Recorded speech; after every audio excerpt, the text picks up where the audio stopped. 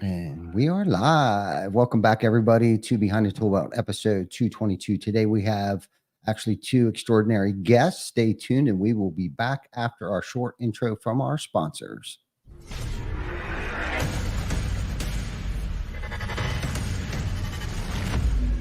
TC Backer, TC Backer. Roofing, siding, windows, gutter, solar. Roofing, siding, windows, gutter, solar. TC Backer, TC Backer.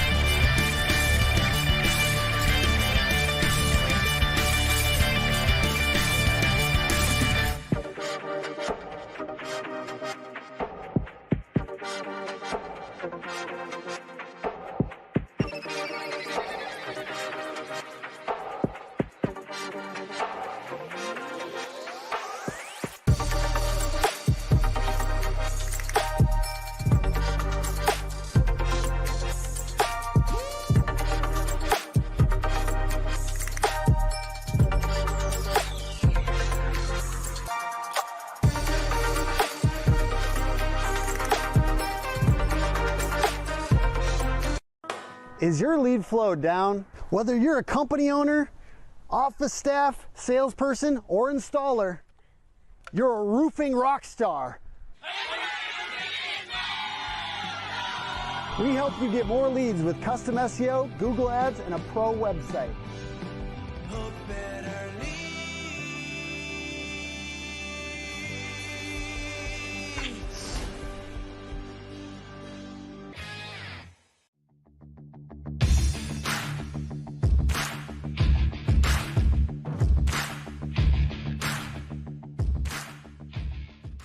TC Backer, TC Backer.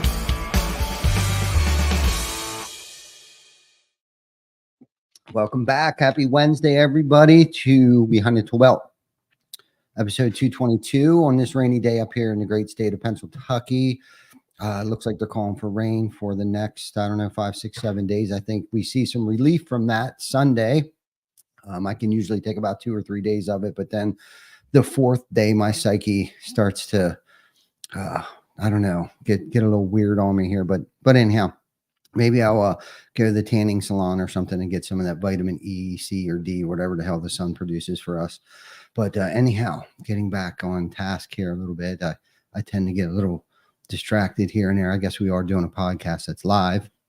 And before we get started, I have to apologize for we had some technical difficulties, and that's one of many downsides of going live. My fault. Yeah, that's all good. Hey, listen, if it wasn't yours, it would have been ours or something else, or the weather outside, or the internet didn't work or something. But that's one of the live, right? Yeah, that's one of the beautiful things about going live is that it's live, raw, and it's uncut and unfiltered and all that good stuff. But we have two amazing guests with us today. I got Pete McKendrick with Roofr. I have the Mr. Micah Ippoliti with TC Backer, and amongst other hats that he wears, I'm sure. We were bringing Mike in as plan B just in case the technical difficulties didn't get resolved quick enough. And I didn't have the heart to tell Mike, I need you, but now I don't need you. So see you later. Bye. So that's why Mike's here. Even though he's more than welcome to come on the show anytime. But anyhow, how's it going with you guys? Mike, I feel like I haven't talked to you for about a week, and Pete, I haven't seen you since the 21 turkey. Yeah. So, yeah, it's been a while. So Pete, how's it going? Let's start with you. Good. Yeah, things are going good, man. We're plugging right along at Roofr, and lots going on there. Obviously, a big year for us this year, with our CRM coming online and lots of great things going on. So yeah, we're definitely busy for sure. Good. That's good. That's a good thing to hear. I think a lot of people in our industry right now are busy, which is a good thing. The service, the home service industry. And Mike, how's it going up there, buddy, upstairs? Everything's been great, honestly. I miss you. I feel like I haven't seen you too. I know between all the traveling and everything going on, it's hard to catch each other sometimes nowadays. But yeah, life is good. I mean, just working on systems and processes and training and implementing and making things happen. Pete, No I'm sure doubt. you know all about systems and processes. Oh yeah, it's our favorite, right? Yeah. Yeah. Well, that's kind of why I thought, for a plan B, because I figured you would end up coming back in, Pete, but I didn't know how long. I thought with the relationship that you two have had and have now, and being coworkers and co-leaders at the same company a couple years ago, I thought, regardless, it would be a great topic because I'm sure you guys have some stories that you could fill some of our viewers and listeners in on, and some of your experiences as well, and Pete, I know you've been in the industry, and same with Mike, for a long time now. And I was thinking earlier, I was kind of reflecting a little bit about what maybe I might ask you, or things like that. And I typically jot just a couple of things down, nothing mind blowing, because I don't want to stump you guys too bad. And of course, you guys know, because you both have been on the show before, it's not scripted. I very rarely share with anyone with what we're going to talk about, because I like to keep it as authentic and real as possible. So we really don't have a list of questions, but one of my questions for you and this is more so to kind of pump you up a little bit. Like, do you have any idea of how many contractors that you've impacted or influenced with the being in the industry, the part of the industry that you've been working in for so long? Do you have any idea? It's a great question. I think that the number of Mike and I have talked about this before, the number of contractors that we've interacted with over the years, and that we've gotten to know not only them, but their business and their employees, and, how their business runs. And sometimes we've gone out and actually visited their businesses. It's got to be in the hundreds, right? of contractors, and I've been lucky enough to really get to know a solid handful of them, and really get to become friends with them, and get to know them a little bit better beyond just running their roofing business. And, so it's been a really nice part of the industry. There's a lot of people in this industry that, I call my friends now, that we text all the time. Ty, you and I talk quite often. And, John Broche is one that comes to mind. Like, John was texting me this morning already, like we go back and forth. And, but there's just a lot of folks that, that I've gotten to know over the years because of it. So, I really appreciate that part of the industry. I'm glad that we're here to help. I mean, that's what we want to do, so, any help that I can be along the way, I try to help contractors any way I can. Sometimes that's with roofers, sometimes that's without, you know what I mean? Like, sometimes it's just advice on what they've got going on. But yeah, it's gotta be, it's well up there for sure.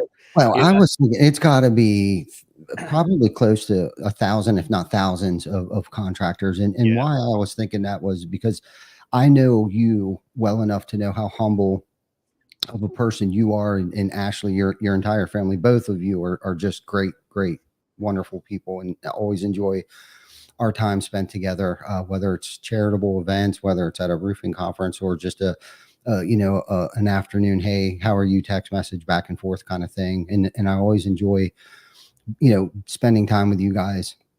And, I thought, I bet he doesn't even really realize or has really thought about it. And what integral, important part that you've actually played in that. I mean, the CRM's huge. I mean, for those of you out there listening that may not know what a CRM, and it's a customer relationship management tool. And Pete and Mike have both been in that space for a long time. Hence why I don't think we necessarily poached Mike, but that's why we wanted to bring Mike on, because we knew his experience and his background, and where we wanted to go, and how robust of an SOP we needed, on the back end or front end, or even in the middle there. I mean, we still run the same CRM since, day one, since we were ever introduced to it. But that important, crucial role, and you probably, and maybe you do know this, but don't think about it enough or get enough credit for it, but that the CRM has been a game changer for us.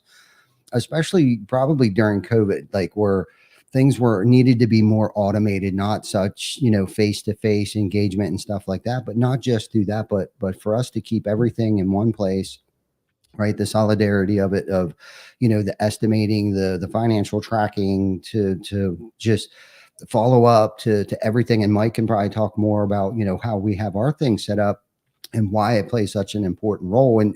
But before we dive into that, what, for those that are listening that may not know what Roofr is, why don't you explain to us what it was, what it's like now, and where it's going, and then we can probably dive more into some personal stuff here. Sure. Yeah. Roofr started out as a marketplace model. So what we were essentially was a broker between contractors and homeowners looking to get their roof done. And we would kind of facilitate the deal. We realized right away that the whole scenario was kind of lacking. Contractors didn't necessarily have the greatest tools they needed. Because of that, they weren't really offering the greatest customer experience. So we kind of pivoted. We started to build tools for the contractor. Really kind of became a household name as a measurement tool, competing in the measurement space. And then it's just kind of evolved from there based on customer feedback and contractors saying, hey, it'd be great if you guys did this, right? And then that became like our next thing. So as the features grew, the next logical step was to start to build CRM functionality to kind of bring everything together into a one solid platform. We had some really good standalone tools that contractors were using. Some guys were not just using us for measurements. Some guys were using us for just proposals. Some guys were using all of it together. The instant estimator became really popular very quickly, but it was, internally it was like, okay, how do we kind of mold all these things together into one platform, that contractors will want to use. And so that's where the CRM functionality kind of emerged. And, then we started down that path. So the goal from the beginning, a lot of people think like, it's just, they saw an opportunity and they're going, but the goal for Roofr from the very beginning, I'll remember one of the first conversations I had with Richie, our CEO, even before I worked for Roofr. And he told me, I want to build an all-in-one solution for the roofer. Like, I want to be the single platform that a roofer can use to run his entire business. And I remember saying to him, like, no, don't do that. That's crazy. It's way too much. It'll take forever. Like, like, it's just like, we don't want to go down that path. Like, maybe we'd be like the best sales tool, but to just be the all-in-one is going to be crazy to even try to manage and build. And here we are. I mean, we're doing it. So, and we're doing it well. The team has been just an exceptional group of people that we have. And, we've brought in some great people. We're figuring it out. We've got the way we're set up internally is just fantastic to keep everything moving forward. And we're doing it. I mean, we're building that all-in-one solution. And that's kind of the direction of Roofr here in the next year. And then over the next 3 to 5 years is to build as close to an all-in-one for the contractor as we can. So essentially a tech stack in a box, if that's what you want to call it. Yeah. Yeah.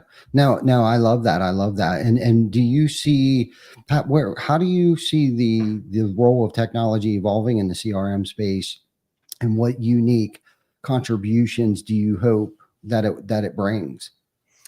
Yeah. I mean, I think that, back when Mike and I started, back when we were together there in the office trying to figure this thing out and get people to buy CRM, so many times, we heard like, oh, we don't need tech. I've been doing this for 15 years. I've been doing this for 20 years. I'm good. My 3-ring binder is great. And then I think COVID caused us to have this explosion of tech. And then contractors were like, well, I need all of this. Right. So next thing you know, you've got 15 different pieces of software just to get through your day, and your team's all over the place and they're manually entering and double entering and all this stuff.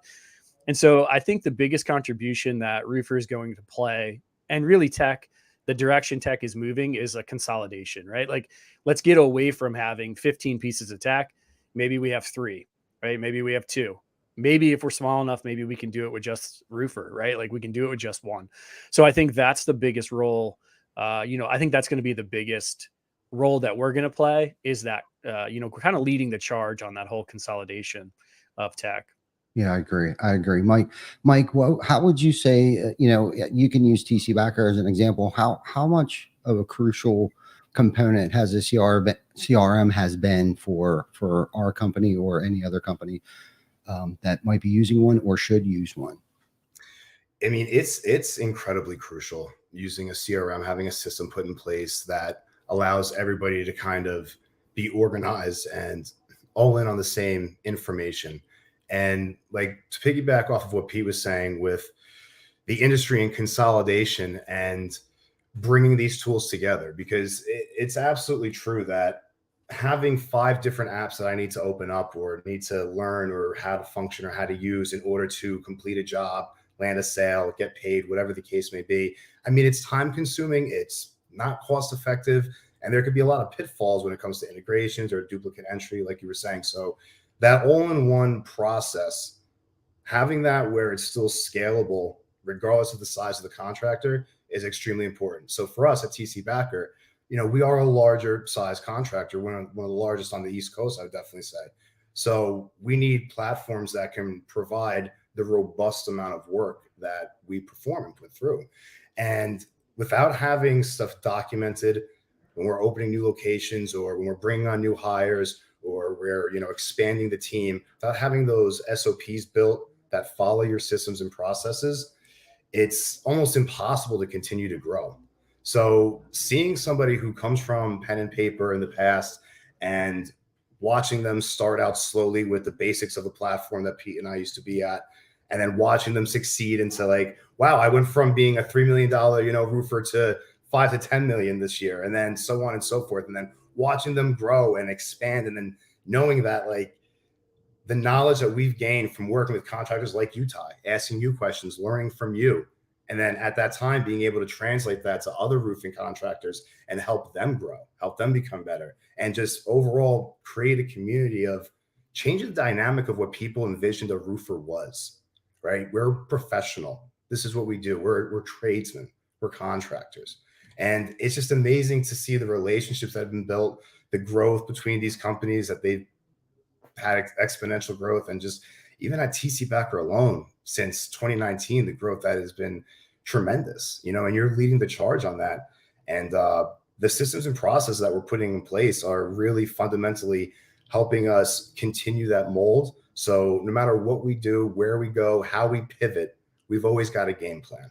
And I think that's really, really important. Yeah. Yeah, for sure. You both touched on a lot of things, how things are evolving and changing continuously.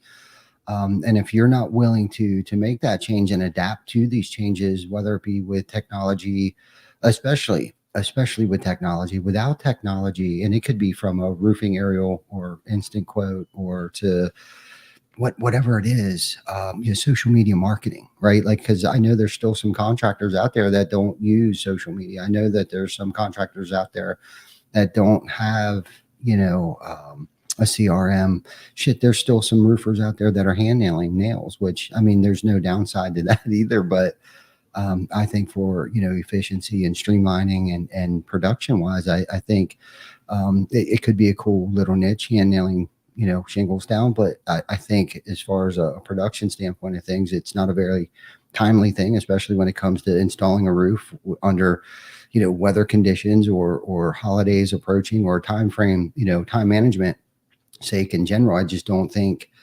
if you're not keeping up with the times, man, you're going to get left behind. And Roofr has been, Pete, I think you touched on this, is like the trailblazer of the all-encompassed roofing, all-inclusive roofing platform for roofers. And then also being, and from what I'm hearing from everybody, it's a great product, but not just that, it's an affordable product. So from your guys' experience, and Pete, you talked about this too. It's like, I think for a lot of younger contractors, they get distracted on all the shiny things. It could be roofing, aerial measurement tools. It could be, other bolt-on things that you can bolt onto your CRM and stuff like that. What's your opinion on, what do you think a roofing contractor should focus on, especially let's say they're in their first 1 to 3 year time frame? Like, what do you think they should really focus on as far as technology goes? Yeah, I think the biggest thing that makes you instantly competitive is a quoting tool, right? Like having something that you can write professional proposals with. Because if I'm brand new, like let's just say I just started out, I'm probably not flooded with leads. I'm probably not overwhelmed with customers. I could probably keep track of that on a Google sheet. Right? Like I don't necessarily need to pay, $100 a month or whatever it is to have a user in a CRM because I probably don't have the volume or the staff to need that. But what I can employ on day one that will give me a distinct advantage and give me that professional look that the other guys maybe don't have in my area is a proposal tool. Having a really nice professional looking polished proposal gives you a leg up from day one. And they're fairly inexpensive now in the market to use them. So that you can use one right away. Like you can implement one on day one. And then you don't have to go down this path of having, 5 different pieces of software. Like I would say the 2 critical pieces for me, if I was starting tomorrow, I would get a proposal tool and I probably would get Company Cam because I don't know how you live life without Company Cam in today's market. But those 2 pieces would be where I would start. And then as you evolve, you can always add those other things in. Like you'll know when the time is right to add that CRM, you'll start to sense it. Like, hey, we're getting overwhelmed with customers. We really need a better way to organize this than our Excel spreadsheet. Let's go ahead and get a CRM at this point. I think, but, out of the box, one of the things that we've tried to do at Roofr is we've really tried to look at that market and say like, okay, if I was a roofer starting out right now, or maybe I'm a guy that's $1 to $3 million in and I want to go to 5 or 10, like Mike said, what's a product that I can do that with without breaking the bank? That's not going to be a huge investment. And so Roofr has really tried to stay in that wheelhouse, build a product that's really simple and easy to implement, easy for your team to get in and use. It's very, visually appealing, very easy on the eyes to kind of maneuver through and find things, but it's also cost effective, right? It's something that's a product that you can use very, very cheaply, early on, and then you can evolve into more and more features as you need them. So, it's one of the things that we've really focused on. But yeah, that's where if I was brand new, that's where I would start. Yeah. No, that's good. You got any? Yeah, go ahead, Mike. I have a question for you, brother. As far as scalability goes in the Roofr CRM, right? So let's say that, I am starting out fresh and I want to go with Roofr because I've got my proposal tool, I've got my measurement reports, and I've got a CRM system so I can perform everything I need to do. Now, as I continue to grow, right? Let's say it's just me, an office admin, and, a production guy, right? And I'm selling. As I continue to grow, what is Roofr CRM implementing to help that change for the individual contractor and compensate for their growth? Yeah, we have Teams functionality built in already, right? So we have what you traditionally would think of as adding your users on. We have the ability to create teams, in Roofr now. We have some teams that are big, that are already using Roofr, 50, 70 people on the platform, that allows them to add those in. But we're, the way we're set up now, we have the ability for these guys to really kind of customize the views of things to really fit them well. So if you're a sales guy, you can just look at the sales stuff. If you're a production guy, you can just look at the production stuff. You don't have to be worried about, the leads coming in and all that. So, so just having the flexibility inside of the platform to kind of customize it to who you are, what your role is in the company. We've really focused on that early on. Taking that into account every time we build a feature is, okay, I'm the manager. What view of this would I want? I'm the sales guy. What view of this would I want? Right. And how can I quickly create these filters to where, I can save these views and make it easy for me to maneuver through there, the stuff that's important to me. One of the things we have coming out here shortly is CRM, what we call CRM Home, which is essentially going to be a dashboard where you can see what you have going on every day, your tasks and your calendar events and things like that.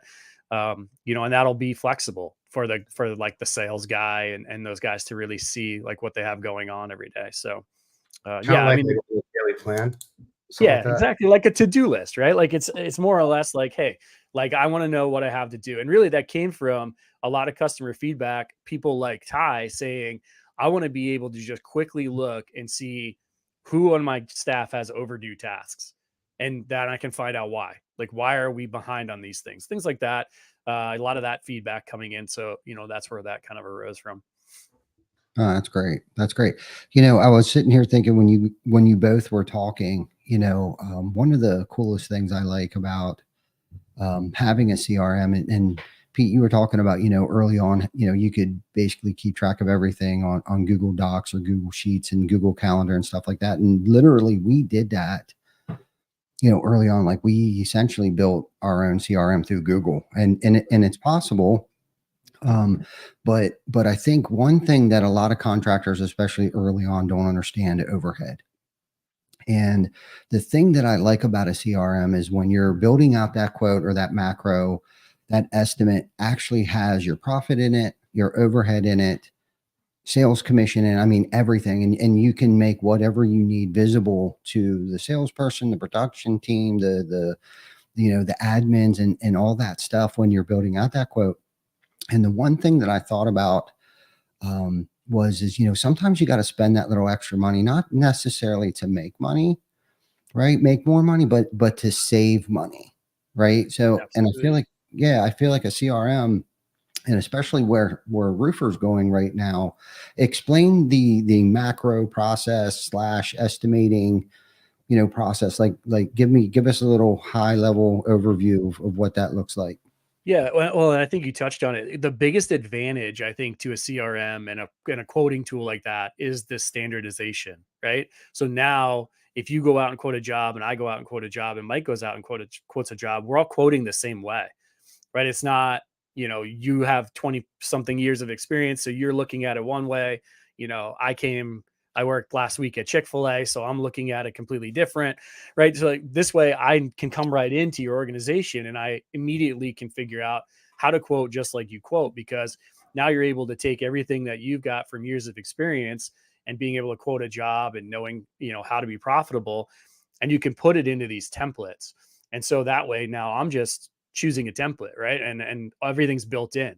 So it changes the entire way that I can hire, the way that I train, the way that my team is utilizing the product out in the field is just completely different now, because, I don't have to spend hours and weeks training somebody on how to look at a roof and quote a roof and how to measure and all these things.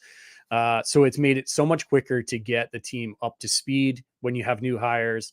The biggest thing for us is that we really focused on the proposal as a presentation style tool. We wanted, we know a lot of guys still do in-home presentations. They use products like Engage and PowerPoint to build these big, presentations that their contractors do for the homeowners. They really focus on the value that they're bringing as a contractor. Why you would choose them. Because let's be honest, I think Chris said it one time when we were on a podcast. He said, at the heart of it, we're all just nailing on shingles, right? So what sets us apart from the other guy? And so, having those nice presentations and being able to say, this is why I'm different, right? This is why you want to choose me over the competition. What we tried to do was build a proposal that allowed you to create a presentation inside of it. And that's what our guys are doing with it. They're bringing in their PDFs and their about us pages and, their sales brochures and everything to where they can maneuver through that thing. And it's like having a PowerPoint presentation that the customer can sign at the end of it. And that's been the biggest advantage, I think, to the way we've built our proposal tool. Is it kind of incorporates that presentation feel into it. And it gives you the ability to either do an in-home presentation, do one via Zoom like this, send it to the customer and let them scroll through it on their own, but they're getting that same information as if you were sitting at their kitchen table like you would have 10 years ago. Wow, that's amazing. Mike, do you have any questions? I just want to say that one thing that I love about that is when you can create an interactive proposal tool. So you can include elements like, videos or options that the homeowner can check on or off. Or I'm going to give a quick shout out to Steve Spence from Project Map It, throw that inside of our templates. It shows our brand impression, right? It shows the quality and quantity of jobs that we performed. And just like you said, you nailed it on the head, right? Driving home that value of why the homeowner should be choosing TC Backer or whatever your company may be. Yeah, yeah, yeah. And Pete, when you were talking earlier, you had mentioned a couple things just briefly there, and it's funny because when you brought it up, I was thinking this to myself. You know, the hiring process, of being able to hire somebody that has experience in the roofing industry versus somebody that doesn't have experience in the roofing industry. Let's talk a little bit about why Roofr would, um, be a better choice for someone to use it versus something else that has to bolt on three other components to come up with an estimate. Yeah, the biggest thing for us, obviously, is the speed at which you can learn it because it's all seamless, right? Pulling a measurement, creating a proposal, working the job through the CRM is essentially all under one roof now, right? So it's not like I have to spend a week learning one software and then, oh, I'm going to move this into my CRM. Now I got to learn the CRM and how that functions as a sales guy. It's very simplistic. Our product is very straightforward. Um, like I always say, you could probably learn it in an afternoon, quite honestly. Like if you have a little bit of tech ability, it's going to be very, very simple for you to figure out Roofer. A lot of our guys figure it out with, very little training and guidance. I mean, we have a fantastic customer success team and support team that are there. We have an implementation team now that does nothing but help you get your CRM up and running and get like your catalog loaded and your templates built and all that kind of stuff. And definitely utilize those guys if you come on to Roofr, because that's what they're there for. And they're a wealth of knowledge. But you'll be amazed at how quickly your team will pick it up because it is so seamless and so easy to just maneuver through it. It almost like leads you to the next step, right? Mhm. Once you're in the job, okay, my next step, order a measurement, my next step, create a proposal. Like it's almost leading you right through the steps in the order that you would need to run a job. So we've really focused on that and making it a very easy product for a team to use. And I think because of that, now it gives these guys the advantage of, I can go out and hire somebody that has no roofing background because I can easily teach them how to work inside my process, and they are coming probably with no bad habits, right? They Yeah, haven't been quoting another way in another tool for another company prior to this. So there's not those bad habits that, that they potentially have picked up along the way, and I can go get somebody who's fresh and teach them my standard operating way of doing things. absolutely. I would, and why I brought that up is because one of our biggest pain points has been, whether we hire someone experienced or someone that's inexperienced is that learning curve of our tech stack Right. has always been one of our biggest nemesis. And Mike, correct me if I'm wrong.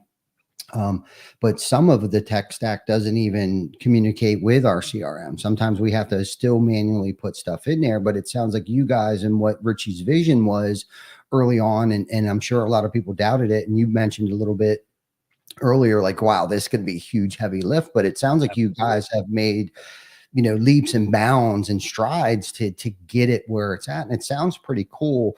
But I was just sitting here thinking to myself, like one of the hardest things, because like you said, like you bring someone on that's experienced, they have bad habits, they know a different CRM, they know different aerial measurement tools. So you're basically retraining them all over again. But then when you bring somebody new in, it's like, unless they're very tech savvy, to teach them how to pull a roof measurement, how to show them how to create an estimate, put a customer's name in, all those things. That's probably the biggest learning curve. And what we've done here is, and I'm sitting here thinking, how can we cut our training time in half?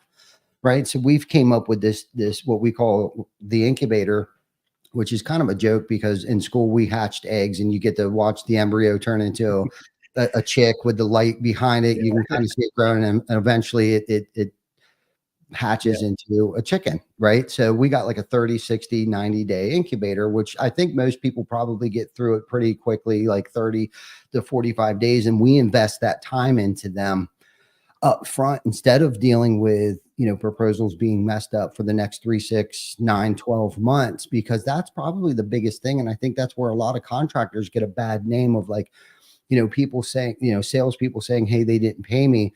Well, did you follow the process? Like, did you take the time to learn the process? And there's always two sides to every story, but we're always trying to figure out how to speed that up. It's not just necessarily speed to lead, but it's also speed to estimate, speed to training, speed. Like, how can we force feed somebody with a fire hose in 14 days and get them to learn all this? And it's like, okay, either we need to take a step back, create a university, right? That, you know, with training that they got to sit through and, you know, all this stuff, or do they just, you know, for at least the tech stack and estimating portion of it, do they just go out and get Roofr and cut that whole first 2 weeks in half, you know, 90 days actually, I mean, before someone can actually physically write a proposal intelligently without any errors. I mean, it takes a minute. Yeah. Yeah. One of the things that, you know, like we're always adding like small upgrades, small feature changes to the platform. And I thought one of the things that we did early on that was really smart on our part, you know, for these guys, keeping in mind that we're dealing with the small to medium sized businesses who are, you know, trying to grow, they're hiring maybe their first salespeople. We built in profit guardrails, right? So you can set like a basement, like a minimum profit margin that person cannot drag the profit below that, or guardrails, like they have to stay within a range when they're creating a profit on a job. So all of these things to make it, you know, dummy proof, for lack of a better term, but, you know, to make it so that if I took someone who was seriously inexperienced, they couldn't really screw up my proposals, right? Like they can't go in there and sabotage a proposal. They can only do so much, and we're still going to end up profitable at the end. And maybe we didn't make the profit that we wanted on that job, but they're not going to give away, you know, they're not giving away the farm at least. So, you know, simple things like that we've built in with those kind of that idea in mind that, hey, there's probably going to be people in this platform that are coming from pen and paper, that are coming from another industry, that aren't experienced. And what can we do to kind of hone this in and make it very easy for them to use very quickly and not make, you know, drastic mistakes that are going to cost the business money. Yeah, no, I love that. I love that. So when you're talking about like the rock bottom pricing, so that means they can't adjust the numbers, but they can, like, as far as getting. Yeah. So what you would do is in the back end, as the, you know, like as an ops person, like Mike could go in and set, you know, we don't want to go below 30% on our profit margin. And as the sales rep, when I tried to drag it below there, it would stop me. It wouldn't let me go below that bottom piece. So you guys can essentially set a minimum. I mean, we used to have contractors build it into the back end, right? Like, and, you know, we would have contractors that would literally build profit into their numbers on the back end, so that if their salesman literally put the profit margin at 0, they were still making something. You know, so we built a guardrail into where, you know, you can kind of manage the profit margins that the sales rep is using out in the field. Yeah, and you know, that's a good point too. You know, going back to talking a little bit about how, you know, early on, especially for me, 20 years ago, I wasn't even thinking about, you know, overhead expenses. It was just me, right? Pen and paper, going out there, literally giving the estimate, doing the job, things like that. But as we grew, right, I needed to hire more people because we wanted to grow. Plus, it was just, we were getting busier and I needed more people. I had to find the who instead of the how. And as we grew, you know, as things started to build out and we needed to hire more people, there's a lot of moving parts. And it's like, I didn't understand overhead. That, you know, I understood I had to go buy pen, I had to go buy paper, I had to buy ink, you know, and people don't even take it that granular. But that's all overhead expenses. So with you being able to build that in there, that's also educating the contractor too. Like, hey, don't forget about your, you know, your overhead expenses, and then having that minimum, like, okay, we need to make 30% on this, and then they can't go below that. That's something that a lot of these guys probably aren't even thinking about. You know what I mean? Because they got so much going on. And I know what it's like to be a solopreneur, you know, basically at that point. And then when you start hiring people, now you become an entrepreneur. You know what I mean? So that is a good education. Not only is it like a estimating software tool, but it's also an educational tool, setting them up for success is what I love about this so far. I love when we get together, because every time that I either talk to Matt or Nick or Richie or you, like, you guys are always doing something to improve, not just the product, but the major impact that you guys are having on the roofing industry as a whole. is awesome. Yeah, I said to our customer success people early on, is you guys will become, whether you like it or not, because they were all fairly new to the roofing industry. I said, you guys will become business coaches, right? You're not just a customer success person that's training someone how to use Roofr. Like, you're going to become someone that they're going to say, I don't understand overhead. Explain it to me. What do you mean?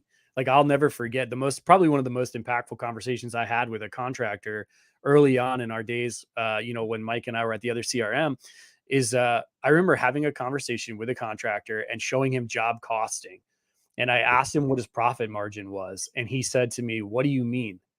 And I said, well, what is your margin on jobs? And he said, well, when a job is done, I collect a check and I pay everybody that I need to pay. And whatever's left over, that's my profit. And I said, that's not profit margin.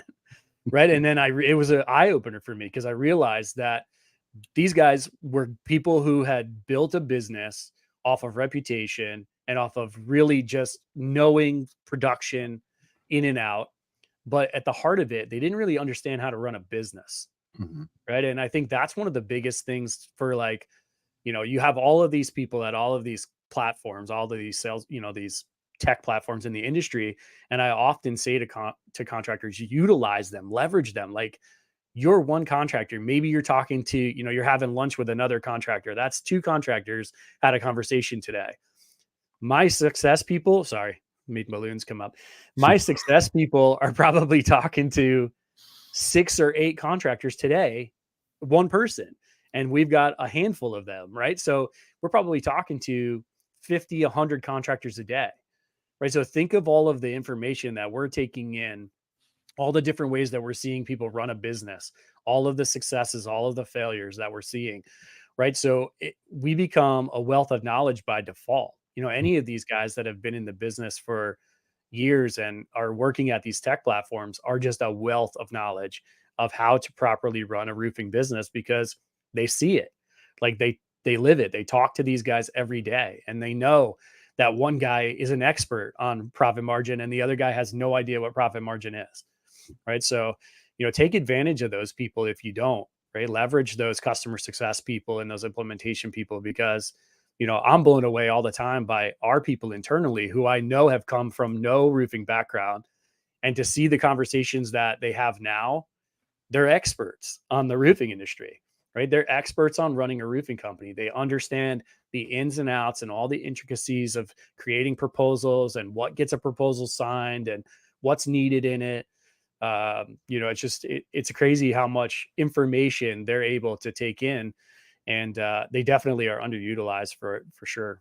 Yeah, no, and the reason why I brought that up was because of Mike. I remember how much we leaned on Mike, especially, because we went from Google to QuickBooks, and QuickBooks measures things on more of a macro level. It doesn't micromanage each individual job where you can get that breakout on it just didn't do that. Excel spreadsheets just doesn't do that. I mean, maybe it did, maybe it does. I mean, we used what we called was the job ledger, and there was so much that we had to do to be able to come up with sales commissions, overhead, profit, all those things. And it was sometimes it went wonky, sometimes it didn't share, and if you weren't on the server or the network, you didn't have access to it.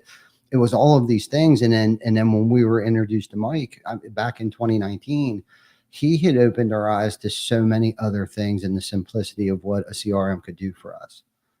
Yeah. I remember when we added projected versus actual in the costing, and the eye opener that was for contractors, right? To say hey, here's what we quoted and here's what this job actually cost us. And this is what we thought our profit margin was going to be. And this is what our profit margin actually ended up. And where the hell did all the rest of the money go? Right. So, and it allowed these guys to really dial that in and say, okay, now we can literally look at this costing sheet and say, whatever, this guy's charging. I mean, I worked for a contractor one time where the guy was going and putting cases of water. So he wasn't thirsty on the job, but he was charging them to the jobs. Right. So, and that's not necessarily a job cost. I mean, it is, I guess, but not necessarily specifically to that job. So it was things like that, a couple extra Home Depot trips in there or whatever the case may be. But we had no idea that those were even happening until we started to really look at what are we quoting up front, and what are we actually spending and why, or maybe we're misquoting. maybe we're just misquoting up front because we are missing something. Our sales guys are missing something when they're quoting, or they're forgetting to put something on the quote. All of these things that we can dial in now because we have that ability to, like you said, see that down to a granular job level. Mm-hmm. No, I love that. That really reminds me, Pete. I'm sure you remember, and I know it still happens today, but I know line item, like single line item estimating, right, for per square price is an easy way to, figure out how much you should sell a job for. But when it comes to actually breaking down your numbers and, like you were saying, seeing your profitability, seeing what your overhead is, and making sure that everything is accurate, it's impossible to do that by estimating off of a per square price, just selling a 3-line HTZ roof system with a golden pledge warranty. You can't see that information. So being able to take everything that they have in that per square price, break down the materials, the labor, any miscellaneous charges, add in the overhead, any taxes, whatever it may be, commission, profit, giving them a roadmap, basically a checklist of line items that they can review while they're building that estimate or that quote, and then having that translate once the job is sold into that profit and loss. So like you were saying, let's say that we weren't expecting the decking to be rotted, right? But now we go in there, we tear off the roof and the decking's rotted. Well, we didn't have that in our original quote. So in our profit and loss analysis, I'm going to put that in my actual, right? Because I projected that it was just going to be this. But now I've got to replace, 4 sheets of OSB. It's going to cost X amount of dollars for material and labor. And that's just it really is a game changer when you start to utilize that type of functionality and see where you are in your business as a whole. And Ty says it all the time, right? That gives the contractor the ability to stop working in their business, start working on their business. Because you're not in it it becomes the catalyst that allows you to hand off that transaction, right? Hand off the knowledge, hand off what you've learned, because it's already spelled out and broken down for you. Because if you take somebody that's green behind the ears, doesn't know what they're doing, and just give them a per square price, then all they're going to do is do a quick squares, get it, put the numbers in, and say, here, homeowner, this is how much your roof is going to cost. In reality, we might only be making 10% on that job, though, because of unforeseen expectations or whatever the case may be. Yeah, or something as simple as complexity of the roof that's not taken into consideration on that, right? Exactly. Like, what if the roof is super cut up and the labor is going to be extreme? Like, we don't know that if we're just quoting a per square price, and I think one of the things that I think gets missed in this is that every piece of software, especially like all these proposal tools, ours and some of the other guys, they're all built they're all built for line item pricing, right? They're all built to build a line item quote. Like, they're designed to do that. And they're underutilized because we still see a lot of contractors that are just using a per square price, essentially a single line item on a quote to quote, right? And then they're killing themselves because, like you said, they're losing all that detail and all that ability to go back and track all that information and dial it in to say, like, hey, are we overspending here? Or did we forget these specific line items that now we're having to count, we're paying for them from ABC, but we didn't calculate that up front when we did when we actually did our proposal. So, keep in mind that your tool, whatever tool you're using to write your proposals, was built to do that. It was built to house line item pricing and be super detailed. Like, that's the advantage to using those platforms. 100%. It's twofold as well. I'm sorry, Ty. Nope, go ahead, Mike. I love this because it really is also helped. It helps training too, right? So if you have somebody, they don't know the difference between 15-pound felt or a synthetic underlayment. I mean, having those line items there and incorporating the estimates with your actual sales training when you bring somebody on who has no experience, and hand them a piece of 15-pound felt versus whatever synthetic underlayment you're using from your manufacturer, and showing them the difference, right? Showing them the difference so they can relay that information to the homeowner and making them more knowledgeable, building that sales rep up. So instead of, again, just saying, hey, here's the price, it teaches them the components of a roof system, which, I mean, honestly, is you have to know that. You have to know how to build a roof, right? You can't just, it's not the used car dealership industry, right? You can't just be like, oh yeah, it's a V8, You have to understand how a roof is put together for exactly what you just said. How cut up is it? How many facets are there? How many valleys, right? It's all that information you have to understand. Like, Can I, instead of using, 3 rolls of ice and water or leak barrier, can I swap that out and maybe just use 2 of underlayment instead? Those are the things that you gain from the experience, the knowledge, training, and then having that checklist or that estimate built out for you with all of your line items. Yeah, I love that. I was thinking the same exact thing that both of you touched on is, the complexity of the roof. If it's a 24-inch overhang, it's required to have, two courses of ice and water. If it's a hip roof, you're going to need all kinds of cap shingles. There's so many different variables that go into it. And we were guilty of doing, I called it the magic number, the XYZ per square price, whether it was siding, whether it was with roofing. I'm guilty of it myself. And, some jobs you win, some jobs you lose. But, in today's day and age, if you want to stay relevant, is, with that line item bidding or pricing is really the only way to go, because you know exactly what you have going into that job. They have everything built in there as far as, steep slope, 2 stories. If it's over, dumpster cost, that's something that nobody takes into consideration either, unless you already have that line item built in there. I mean, that dumpster can cost you for upwards to $1,200 a job. That could be 10% of a $12,000 job if you didn't incorporate that into one of your line items. And if you're doing the lump sum, or the bulk pricing, or whatever however you want to term that, I was guilty of it too for the longest time. And that's where, Perry and I, 15 years ago, we developed an Excel spreadsheet, and up until recently, we just stopped using the job ledger. It wasn't as granular as the line items, but I could work out the quote, get an estimate from the distribution, put it in as line item number 1, $1,000 for materials, $1,000 for labor cost, and then it would give us our profit on it. So with having this, especially integratable with a roofing measurement tool or one that's already built in like Roofr, I mean, it's really a no-brainer. And I love the training. I'm sitting here playing the tape through on how easy it would be to train somebody, especially if they didn't come from the space, right? Just put the address in, beams up to the satellite imagery comes back, and next thing you know, it's building your quote basically for you. And like Mike said, as far as the training goes, like learning what the difference is between drip edge and fascia, learning what ice and water is compared to synthetic felt paper, learning what the different products are, from 3-tab shingles to Sealer Ridge to Timber Tech to, all of these different options that you put inside your macro. It's forcing them to learn how to actually build the roof out. So it's actually a part of your training process while you're teaching them how to use your CRM at the same time. So it's like a 1-2 punch. I love it. Yeah. And I think one of the things too is, how many times as a contractor have we returned material to the supplier at the end that we quoted up front that we needed, that we turned out we didn't need it? It takes me back to a conversation I had, Southeastern Roofing, Mike. I don't know if you remember them, out of Atlanta. I remember having a conversation with them, and he said, we went from per square pricing to line item pricing, and we realized that we were quoting double materials, flashing and other materials on top of the same area of the roof.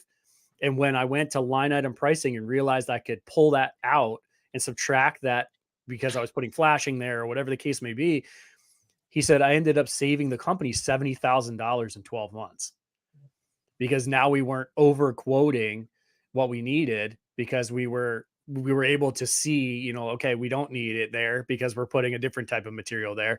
Right. So simple things like that, like you don't realize, like you said, sometimes it's not always about making money as much as it is about saving money. Right. And some of that can be time, some of that can be materials. There's just so many ways that we can affect the bottom line from a savings standpoint that we overlook. Like I remember talking to a contractor who on every single job, he had to figure in a pickup fee because he had the supplier going back out and picking up all the material that they didn't use on the job. Wow. That's crazy. Mike, you have anything else you want to input on that, or because we're creeping up on our 1 hour mark here, and we didn't get to talk too much about personal stuff and how you guys actually met. That would probably be another episode. But before we get off, I'd like to hear something from both of you. It can be a personal or professional nugget that we can actually leave our viewers and listeners with. Mike, go ahead. Why don't you start? Perseverance, pushing through, doing whatever it takes to make sure that your team is functioning and moving in the same direction. No, I'm not a big fan of like using sports analogies, but the one thing that I love is the Yankees, right? The Yankees, they don't have the names on the back of their jerseys for one reason. It's because they operate as a team, as a single unit. And whether you're a one-man band or whether you're a company with over 100 employees like we are at TC Backer, maintaining that team atmosphere and that culture that continues to help us thrive and move forward is one of the most important foundations that I'd say any company has. Amen, brother. Good stuff. How about you, Pete? Yeah, I think the biggest one for me is never stop learning. I think when you assume that you know it, you're losing, right? You're going to lose, right? So never stop learning, and that could be learning from your competition. Like I think of a post Corey Combs from South Shore Roofing put up the other day about having lunch with his competition, right? You're learning from all of these people. Learn from these guys in the industry that have been doing it for a long time. Learn from your tech platform people who are talking to 100 contractors a day. Even personally for me, like I made a transition last year out of a partnership role that I had been in for years to the product side of the business. And it has been an incredible learning experience for me. Obviously, the way those guys think and operate is so much different than, like I was in partnerships. I was just like, oh yeah, let's do that. That sounds like a fantastic idea. And then you get on the product side and you realize all of the details and how detailed these guys are and how they logically think through everything. And it's been a huge eye opener for me, of the way to just address things and the way to approach these, building these things and how much that equates to, building a company. Like don't overlook the details, but just don't ever stop learning, as you move through this process. Cause you may think, but you only know a portion of it. All of us have strengths and weaknesses. And, I think that, you can learn a lot from having the right people around you. I love that. I love both of what you guys said. I'm going to try to galvanize and roll this all up into one. But when Mike, you were talking about leadership and what went through my head was the atmosphere of co-leadership development, right? Like we're all here for each other. We're all here to level each other up and support each other. And it's not about like what I did. It's about what we can accomplish together as a team, because what I can't do by myself, we can do together. Right. And then to try to solidify what you were saying, Pete, was, the moment that I stopped learning, I stopped growing. I become ignorant, right? I become one of the most dumbest people sitting in a room. And half the time I think I'm the smartest guy in the room once I stop learning, right? The journey is continual growth, continue learning, so I can continuously sharpen my skills to become a better human being, to become a better father, to become a better co-leader, right? And my job here is to be the CEO, the chief energy operator. Right. I need to bring the heat. I need to keep my skill sharpened and try to lead by example. So everybody else, like I walk into other people's offices now. I saw Chris Baker had one of my favorite books to date. Martin, not Martin, but shoot, I can't remember the name of it, but I saw he had a book in his office. I saw Ben had a book in his office, like that's the atmosphere that we're trying to create is co-leadership development and continuous education, whether it's self-education or what education that we offer here at TC Backer. So anyhow, that concludes episode 224. Great freaking topic, guys. Even though we didn't get into the personal weeds a little bit, I think Roofr's a great product and the flow of the conversation was going phenomenal. I appreciate you, Pete. Mike, I love you to death. And, I just, what a great conversation, Pete. And we need to stay in touch. I know we say that all the time, and I'm guilty of not reaching out as often as I could.